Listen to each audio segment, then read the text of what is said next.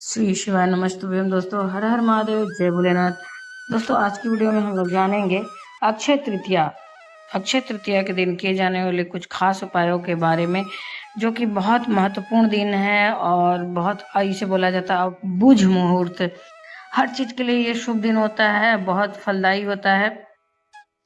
तो लेकिन एक चीज और ध्यान दीजिएगा कि 12:07 के पहले तक आपको दान करने का योग बन रहा है, और 12:07 के बाद से, दोपहर के 12:07 के बाद से ही आपको खरीदारी का योग बन रहा है। तो इस बात का ध्यान रखिएगा, और जो भी चीज़ें आपको खरीदनी होंगी वो 12:07 के बाद से ही खरीदिएगा। उसके पहले आप अपने दान की काम को कर लीजिएगा, जो भी दान पुण्य करना रहेगा। और ख़ास करके आज के दिन जैसे स्वर्ण दान, तुला दान, महादान होता है, लेकिन आज महंगाई के समय में संभव नहीं है। आप सामर्थ्य के अनुसार कुछ भी चीज़ें दान कर सकते हैं। खास करके जौ के सत्तू का दान महादान में भी आता है, वह स्वर्ण दान के बराबर ही माना जाता है। तो इसके लिए आप पहले से खरीदारी कर लीजिए, जो चीज़ें आपको कल दान करनी है या फिर जो चीज़ें सुबह पूजा में रखनी है। फिर जैसे कि आप सुबह में पूजा जो करना है, आप उसकी चीज़ों की तैयारी आज से ही कर लीजिए, क्योंकि सुबह पूजा का समय भी 7 बजे तक ही मिल रहा है। 6 बज के कुछ मिनट से लेके 7 बज के कुछ मिनट तक ही है। मान के चलिए एवरेज 7 बजे तक ही है। तो 7 बजे के अंदर अंदर आपको पूजा कर लेना है विष्णु भगवान, महालक्ष्मी जी की। और उसके बाद जो चीज़ें आप कल जैसे सोना चांदी या फिर जो भी प्रॉपर्टी या फिर जो भी बर्तन, जो भी चीज़ें आप लाएंगे दोस्तों, तो माता की चौकी जो है कल मत हटाइएगा। उसे सेकंड टाइम में जब लाइएगा, द्वितीय पहर में जब लाइएगा 12 बजे के बाद, तब वहाँ पे पूजा कर लीजिएगा।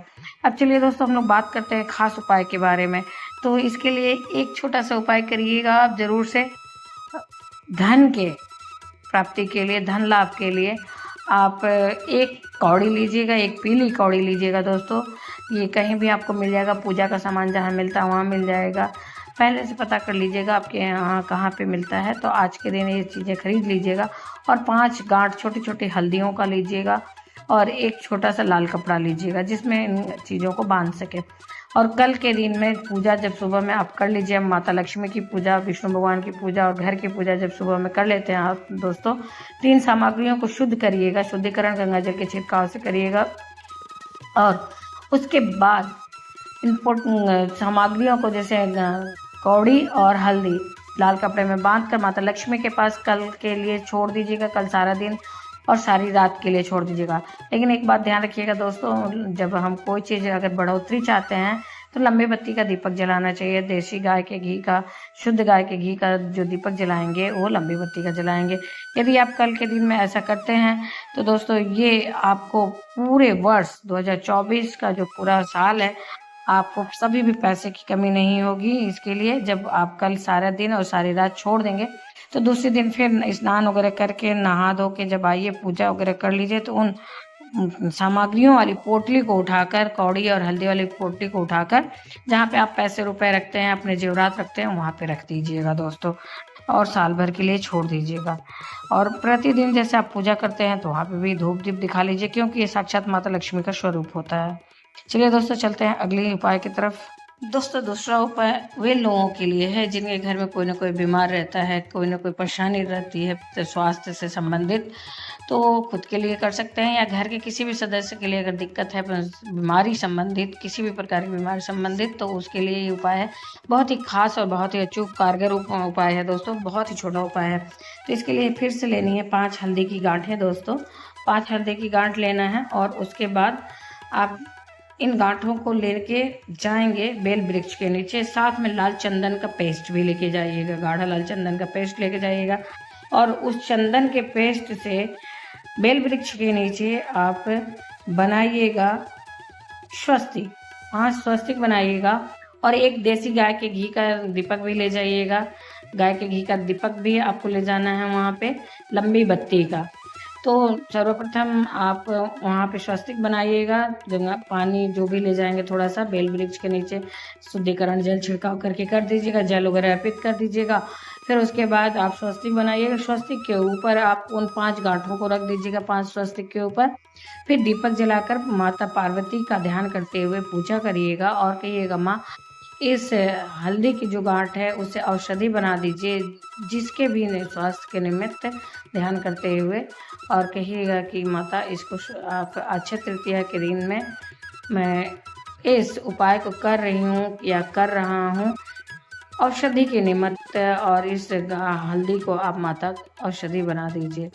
ऐसा करते हैं कि दोस्तों यदि आप तो उसके बाद उस हल्दी को लाके आपके घर में जो हल्दी इस्तेमाल करते हैं, स्वस्तिक को कुछ भी नहीं करना है, छोड़ देना है और हल्दी के गांठों को उठा लेना है और उसे अपने घर वाली हल्दी जो नित्य की होती है उसी में पिसवा के मिला देना है दोस्तों, और उसी हल्दी को प्रतिदिन भोजन में इस्तेमाल करना है। यदि आप ऐसा करते हैं तो घर के किसी भी सदस्य का स्वास्थ्य में जो भी दिक्कत होती है वो धीरे धीरे समाप्त हो जाता है और वह व्यक्ति स्वस्थ होने लगता है। दोस्तों एक बार करके देखिए। चलते हैं दोस्तों अगले उपाय की तरफ। दोस्तों अगला उपाय भी धन प्राप्ति के लिए, धन की समस्या से जूझ रहे लोगों के लिए है।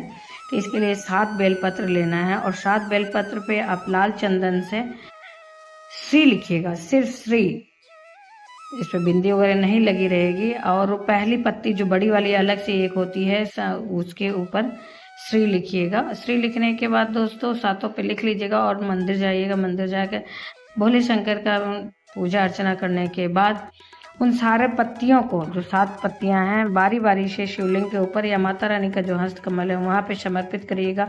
शिवलिंग पे ही समर्पित कर सकते हैं। ओम श्रीम, इस श्री में बिंदी लगी रहेगी, ओम श्रीम नमः का जाप करते हुए 7 पत्तियों को शिवलिंग के ऊपर समर्पित कर देंगे। दोस्तों इस बात का ध्यान रखिएगा कि जो पहले बेलपत्र पे लिखा रहेगा श्री सिर्फ लिखा रहेगा, और जो समर्पित करते वक्त मंत्र बोलेंगे ओम श्रीम नमः, ओम श्रीम नमः का जाप करते हुए बेलपत्र को समर्पित करेंगे शिवलिंग के ऊपर।